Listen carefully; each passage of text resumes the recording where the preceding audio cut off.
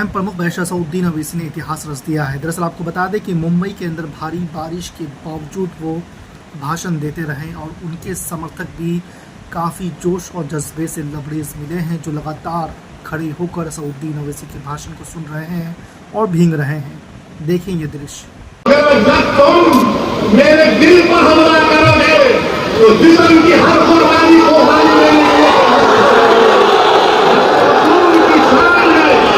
मोहम्मद मुस्तफा सल्लल्लाहु अलैहि वसल्लम से गुस्ताखी हम बर्दाश्त नहीं करेंगे। रसूलुल्लाह सल्लल्लाहु अलैहि वसल्लम prophet Muhammad peace be upon him हमारा दिल है, दिल पर कोई हमला नहीं कर सकता। और बकवास करते लोग बोलने के साथ वो खुदा शख्स थे रसूलुल्लाह सल्लल्लाहु अलैहि वसल्लम के बारे में अनाज समाज रखा। मैं आपसे कह रहा हूं कि जिसको अल्लाह ने रहमतुल आलमीन बनाकर भेजाया, अल्लाह ने जिसको मुबश्शिर कहा, बशीर कहा, अरे आसमान पर थूकने से आसमान पर थूक नहीं जाता, थूकने वाले के चेहरे पर थूक देता है। और कुरान में बतलाया गया, सुनो, कुरान करीम में बतलाया गया कि जो मोहम्मद सल्लल्लाहु अलैहि वसल्लम की शान में गुस्ताखी करता है, एक शख्स था मुगीरा बिन वलीद उसका नाम था, वलीद बिन मुगीरा उसका नाम था, वो भी गुस्ताखी करता था।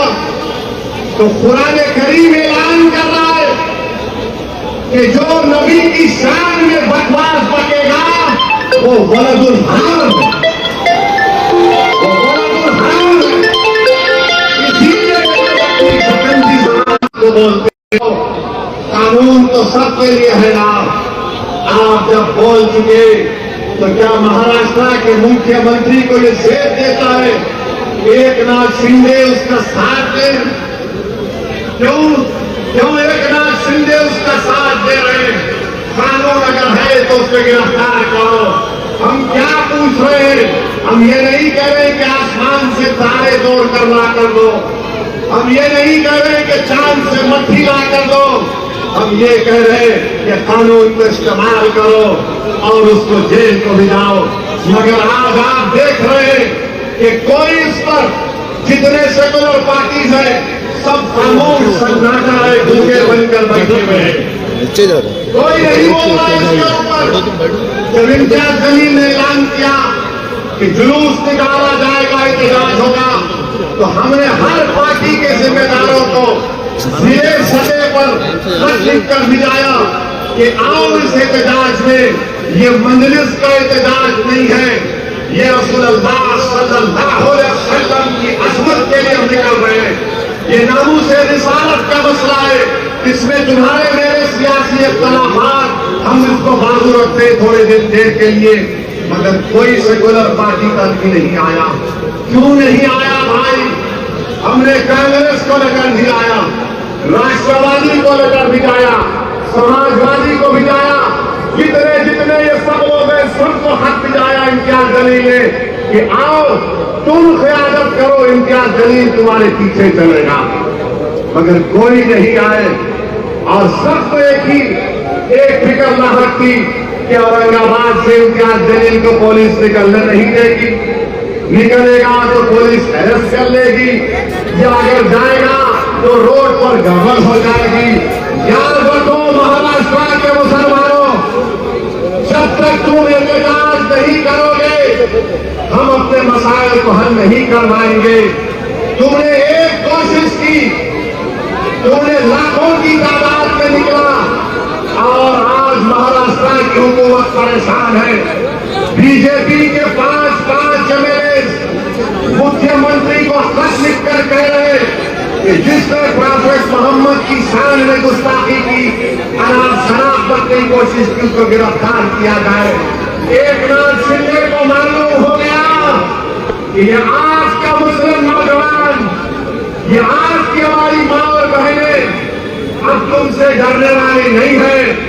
जब मराठा रिजर्वेशन के लिए मराठा लोग रोड पर निकल सकते हैं, और चक्का जाम कर सकते हैं। जब बैकवर्ड क्लास के लोग अपने मुतालबात के लिए रोड पर निकलकर मुंबई को बंद करा सकते हैं, जब दलित लोग अपने मनमाने के लिए हुकूक को एहतजाज कर सकते हैं, जब महाराष्ट्र का किसान हजारों मील चलकर मुंबई आ सकता है, तो क्या एक मुसलमान अपने नबी की अस्मत के लिए रोड पर नहीं निकल सकता? हम निकल सकते हैं, निकलेंगे इंशाअल्लाह। तो मैं मुबारकबाद देता हूं, मैं मुबारकबाद देता हूं आप तमाम को कि आपने एहतजाज किया, पुरअमन एहतजाज किया। मैं मुबारकबाद देता हूं इम्तियाज जलील की हिकमत अमली को कि थाने के पास इम्तियाज जलील ने कमिश्नर और कलेक्टर को बुलाया और हमारी मांग का लेकर उनको दिया, और इम्तियाज जलील ने कह दिया कि हम मुंबई में इंटर नहीं होंगे। और उस पुरअमन तरीके से वो तमाम लोग अपने घरों को वापिस हो गए। अब सुनो एकनाथ शिंदे और फडणवीस, हम मुंबई में अंदर नहीं हुए, अब मुंबई के अंदर इंशाअल्लाह एहतजाज शुरू होने वाला है। अब मुंबई के अंदर पुरअमन एहतजाज शुरू होगा। आपको परमिशन दो या ना दो, हम एक दिन जाकर आजाद मैदान में बैठ जाएंगे और मुझे यकीन है कि आपका साथ मिलेगा। बारिश तुमको यहाँ आने से नहीं रोक सकी, तो रसूलुल्लाह के गुलाम अपने नबी की शान के लिए, अज़मत रसूल के लिए हम क्या जाकर नहीं बैठ सकते? तो हुकूमत से हम कह रहे हैं, एकनाथ शिंदे, फडणवीस, अजित पवार, नरेंद्र मोदी, अमित शाह,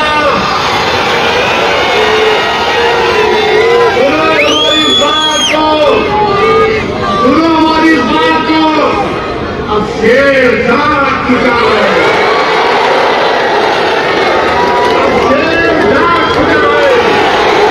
हमारी माँ और बहनों ने अपने बेटों से कह दिया, बेटा कल हसन के मैदान में हमको सिफात दिलाने वाले के लिए हमको खड़े होना है।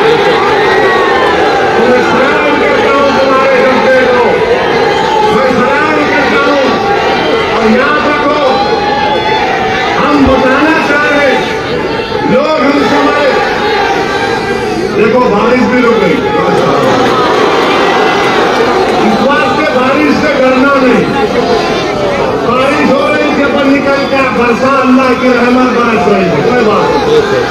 एक बात हमारे हिंदू भाइयों को बताना चाहते हैं, हमको दीन कैसे मिला, हम क्यों मुसलमान हुए, हम क्यों नमाज पढ़ते हैं, हम क्यों रोजा रखते हैं, हम क्यों मस्जिदों को बनाते हैं, हम क्यों गरीबों को खाना खिलाते हैं, हम क्यों यतीमों की मदद करते हैं, हम क्यों बेवाओं की मदद करते हैं? इसलिए कि हमारे रसूल ने हमको सिखाया, इसलिए कि हमारे रसूल सल्लल्लाहु अलैहि वसल्लम ने हमको सिखाया। अगर वो हमको नहीं सिखाते तो हम कुछ नहीं करते। उन्होंने बताया करो, हम बोले करेंगे। तो ये बात आपको समझना है। और अज़ीज़ान मिल्लत इस्लामिया, कुरान करीम में अल्लाह फरमाता है सूरह हुज़ुरात में कि ऐ ईमान वालों, अपनी आवाज को, अल्लाह बोल रहा कुरान में, ऐ ईमान वालों, अपनी आवाज को नबी की आवाज के आगे बुलंद मत करो, वरना तुम्हारे अमाल हफ्त कर लिए जाएंगे, खत्म कर दिए जाएंगे। एक सहाबी रसूल थे, इनका नाम साबित बिन क़ैस रज़ियल्लाहु ताला अन्हु। उन्होंने सुना तो रोते हुए बारगाह नबूवत से चले गए, कई दिन तक नहीं आए। सहाबा किराम को अल्लाह के रसूल सल्लल्लाहु अलैहि वसल्लम ने भेजा और भेजकर पूछा, कहाँ है साबित, कहाँ है साबित बिन क़ैस, मना कर लेकर आओ। तो साबित बिन क़ैस के सहाबा किराम ने अल्लाह के रसूल सल्लल्लाहु अलैहि वसल्लम का पैगाम पहुंचाया। तो साबित बिन क़ैस ने कहा, मैं ऊंची आवाज में बात करता हूँ, मेरे अमाल खत्म हो गए, मैं जहन्नमी हो गया, मैं जहन्नमी हो गया। जाके रसूलुल्लाह सल्लल्लाहु अलैहि वसल्लम को बोले कि आका, साबित बिन क़ैस ये कह रहे हैं। रसूलुल्लाह सल्लल्लाहु अलैहि वसल्लम ने कहा कि नहीं, वो जन्नती है, वो जन्नती है। तो मेरे अजीज दोस्तों और बुजुर्गों, मेरे दोस्तों सुनो मेरी बात को। इमाम मालिक रहमतुल्लाह अलैह मदीने में है, हदीस बोल रहे, हदीस को बयान कर रहे, लोग उस महफिल में देख रहे हैं कि इमाम मालिक का चेहरे का रंग बदल रहा है, तकलीफ नुमाया है। और जब आप हदीस बयान कर चुके, उठकर आपने कपड़े को झटकाते भिक्षु निकला। लोगों ने पूछा इमाम मालिक आप क्यों नहीं उठ गए? तो इमाम मालिक ने कहा कि मैं रहमतुल्लाह अलैह की हदीस को बयान कर रहा था, उसकी अदब को मलूज रखकर इस दस्ते वाले की दस्त को बर्दाश्त कर रहा था भिक्षु की, क्योंकि अदब मेरे सामने था रसूलुल्लाह सल्लल्लाहु अलैहि वसल्लम। तो मेरे नौजवानों, तुमको ड्रग्स को छोड़ना पड़ेगा, तुमको जहज की लानत को खत्म करना पड़ेगा, तुमको एक मोमिन बनना पड़ेगा। तुमने अपने जनाबी के रिश्ते को मजबूत कर दिया, तुमने दुनिया को बता दिया कि मैं रसूलुल्लाह सल्लल्लाहु अलैहि वसल्लम का गुलाम हूं। तुमने पूरे हिंदुस्तान के 19 करोड़ मुसलमानों के सर को फखर से ऊंचा कर दिया कि महाराष्ट्र में ऐसे फर्जंदाने तौहीद है जिन्होंने पुरअमन एहतजाज किया।